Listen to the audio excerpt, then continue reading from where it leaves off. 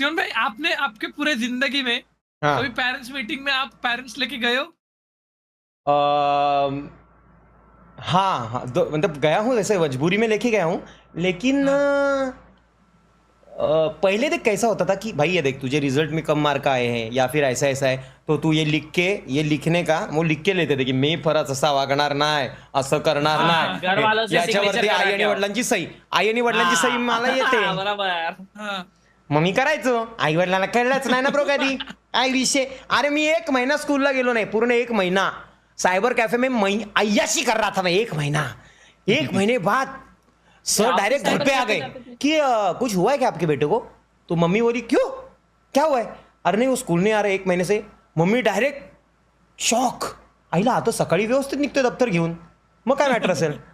और फिर मम्मी, शिक्षक, सब लोग मुझे ढूंढने के लिए निकल पड़े, किधर है किधर है. शिक्षक को किसी ने बताया कि मैं साइबर कैफे में हूँ. साइबर कैफे में मैं और मेरा एक दोस्त है निनाद करके, हम दोनों एंजॉय कर रहे थे, और अचानक से मेरी नज़र ऐसी गई, मैंने देखा कि सर आ रहे हैं. वो आई गेस वो है 2 सर, एक मैडम एक सर. मैं डायरेक्टली पीसी छोड़ के पीछे नीचे डेस्क के नीचे लपा और खुर्ची ऐसे ओढ़ के ली ऐसा. लेकिन मैंने नीनाद को आवाज़ नहीं दी क्योंकि मेरे में उतनी हिम्मत ही नहीं हुई. फिर नीनाद को ऐसा पकड़ा, ऐसा फटफट के लेके गए ना, सबके सामने बेइज्जती हुई भाई की, सबके सामने.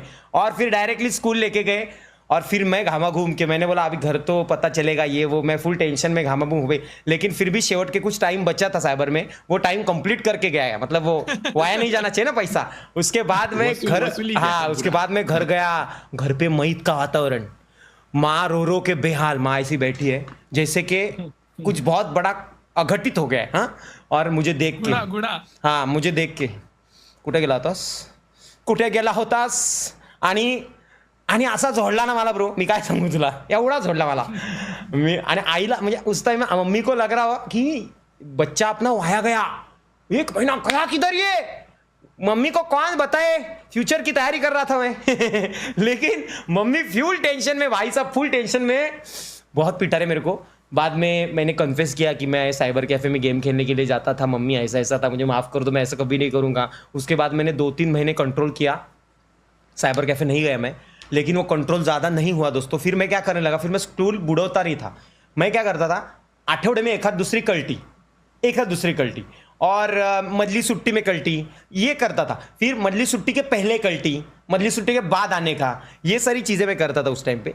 तो मैं मेंटेन करना सीख गया था चीज़ें, मम्मी को पता चलना भी धीरे हो गया, और शिक्षक भी खुश होते लगे क्या चलो भाई जो बंदा 1-1 महीना नहीं आ रहा है वो एटलीस्ट इसमें तो आ रहा है, मतलब आठवड़े में एक बार छुट्टी ले रहे तो ठीक है ना, उसमें है ही क्या. लेकिन बाद में सर लोगों की गश्त हुआ करती थी साइबर कैफे में चेक करने के लिए, क्योंकि साइबर कैफे में मेरी वजह से और कुछ लोगों को थोड़ा व्यसन लगा था साइबर कैफे का, लेकिन इतना लेवल पे नहीं लगा था. मैं ऑनेस्टली बोल रहा हूँ ना, मैं बहुत विचित्र व्यसनी हो गया था मेरे बैच में साइबर कैफे को लेके. मैं दिन रात वहाँ पे पड़ा रहता था, मैं क्लास के टाइम पे भी क्लास बंक करके जाता था. मैंने इतना नुकसान किया है ना दोस्तों मम्मी पापा का उस टाइम पे, कि मुझे अच्छा उस टाइम पे चाटे कोचिंग क्लासेस आपको पता होगा फेमस था, उसमें मुझे भर्ती किया था. लेकिन मैं चाटे कोचिंग क्लासेस जाना भी स्किप करके साइबर कैफे जाता था. मैं बहुत गेम खेला हूँ यार, मतलब मुझे ना गेम का वेड नहीं था, मुझे ना गेम का एडिक्शन है. मैं गेमर हूँ यार, मेरे अंदर गेम है.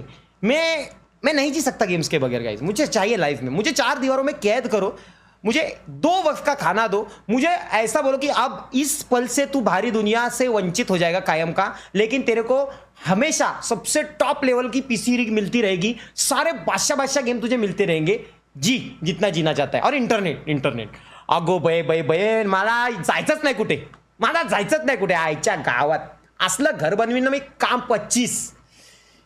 चिमन भाई, हाँ उस टाइम पे अच्छे से पढ़ाई करते तो आज ट्रक चलाने की नौबत नहीं आती, और ये ट्रक ड्राइवर पे करोड़ लोग प्यार नहीं करते, समझ रहे हो. बात तो सही है, ये बात सही.